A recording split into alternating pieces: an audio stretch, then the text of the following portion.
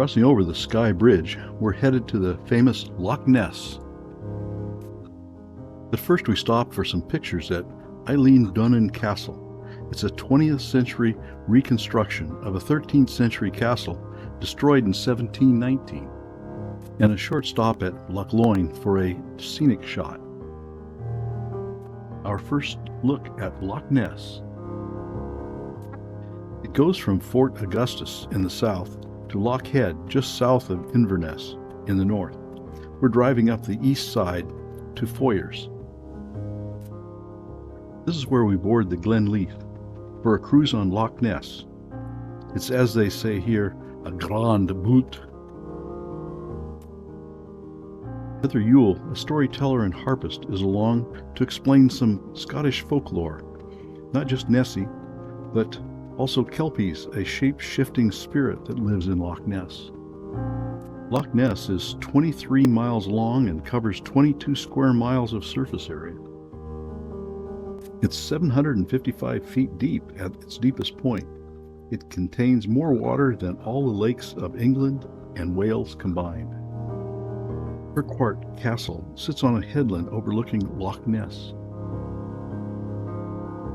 The headlands were the site of a Pictish fort between the 5th and 11th century. The ruins we see today date from the 13th to the 16th century.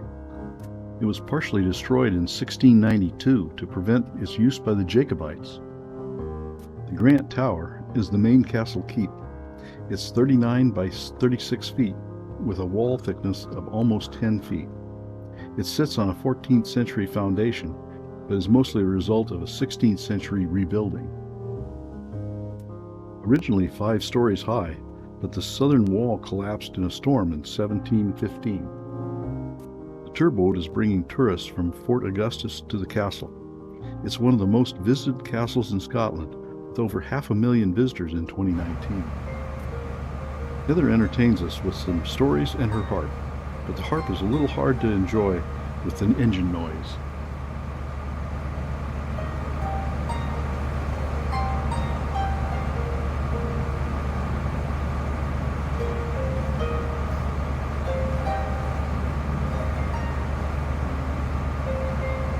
We continue south past the Point Clare House, a luxuriously renovated country house on a secluded peninsula.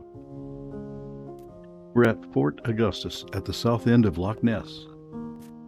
This is the southern part of the Caledonian Canal, which connects the east coast of Scotland at Inverness to the west coast of Scotland at Loch Ness. The entire canal is 60 miles long, but only 20 miles is man-made. The rest go through locks, including the 23 miles of Loch Ness. There are 29 locks, 4 aqueducts, and 10 bridges in the course of the canal. Quite an engineering feat, completed in 1822. Then we head back up Loch Ness, back to Foyer Pier. We say goodbye and thank you to Heather, Skipper Malcolm, and the Glenleaf. Then David drives us north to Inverness. We check into the Rockpool Reserve Hotel. It looks very unassuming, but it's a very nice boutique hotel. This morning, David says we're heading to one of his favorite places, Rothiemurchus Forest. And since he lives in the area, he likes to spend a lot of time here. The Rothiemurchus Forest is a remnant of the Caledonian Forest, which once covered Scotland. The forest sits within the Cairngorms National Park and has been privately owned by the Grant family since 1540. The forest is popular with walkers, mountain bikers, and birdwatchers.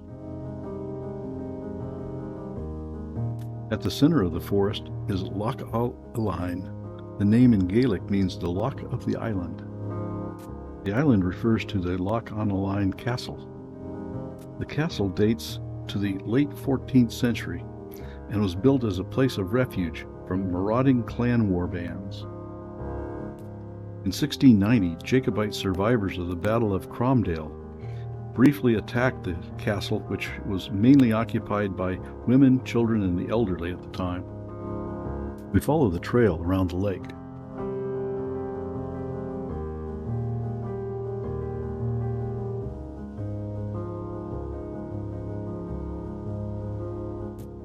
forest is one of the largest surviving areas of ancient woodlands in Europe. The average age of the Scots pine here is 100 years, with some more than 300 years old. David introduces us to his wife Kirsty and dog Scout, who will be joining us on our walk. Scout is a Nova Scotia duck-tolling retriever and a bundle of energy who loves the water. David is right, this is a great place for photography, from small details to beautiful landscapes.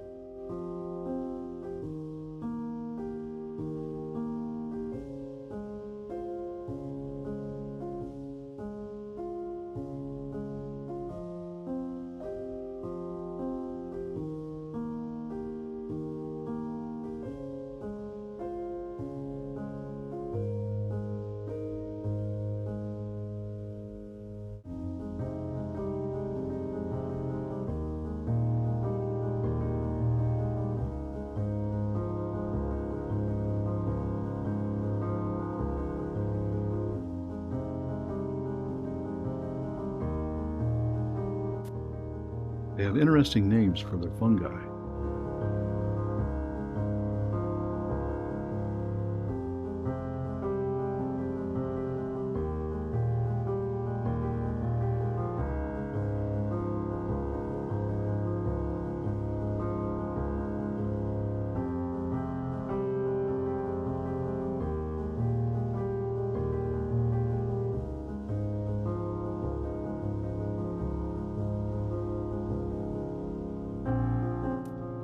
After lunch, we explore another part of the forest, which was sold to the government in 2014. We walk through reclaimed farmland and scrub on the edge of the forest.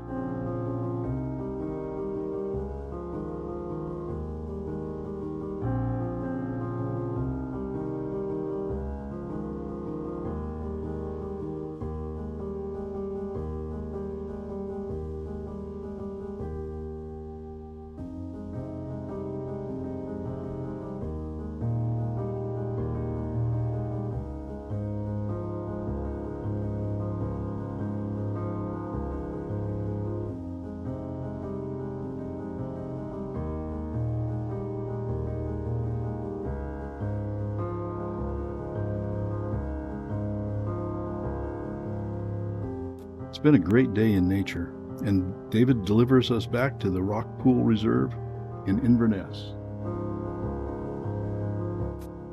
It's our last day in Scotland, and David has a busy day planned before dropping us off at the airport for our flight to London. The first stop is Loch Ruthven. It's another wonderful lake. It's the most important breeding site in the UK for Slavonian grebes, and David hopes to see one or two stragglers who've not left for the winter. But no such luck. This is where they would be, but they've all left for their migration.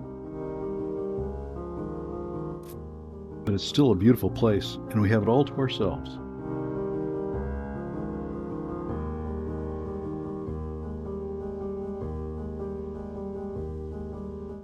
Our next stop is the Culloden Battlefield. The Battle of Culloden was the final confrontation of the Jacobite Rising of 1745. On April 16, 1746, the Jacobite army of Bonnie Prince Charlie was decisively defeated by the British Redcoats. Today, the site of the battle is preserved in a condition similar to what it was in April 16, 1746. The red flags mark the line of the British troops. The Jacobites charged across this boggy field into heavy fire. This cairn was erected in 1881 to honor the Highlanders who fought here. Between 1,500 and 2,000 were killed or wounded. The British losses were 50 dead and 259 wounded. Stones along the walking paths mark the mass graves of the various clans and places where their leaders fell. We have one last sight to see, and it's something completely different. Just a short distance from the Culloden Battlefield are the Clava Cairns. They're Bronze Age circular chambered tomb cairns. They have a corbelled passage to a single burial chamber covered with a cairn of stones, and the entrances are oriented southwest toward the midwinter sunset. Rings of standing stones circle the cairns.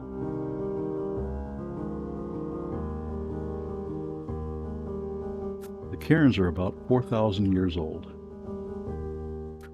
Then David takes us to the Inverness airport for our flight to London, and we thank him for a great trip.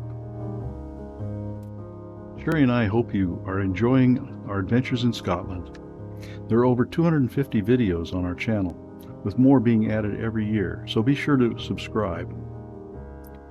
And leave us a comment. We enjoy hearing from our subscribers.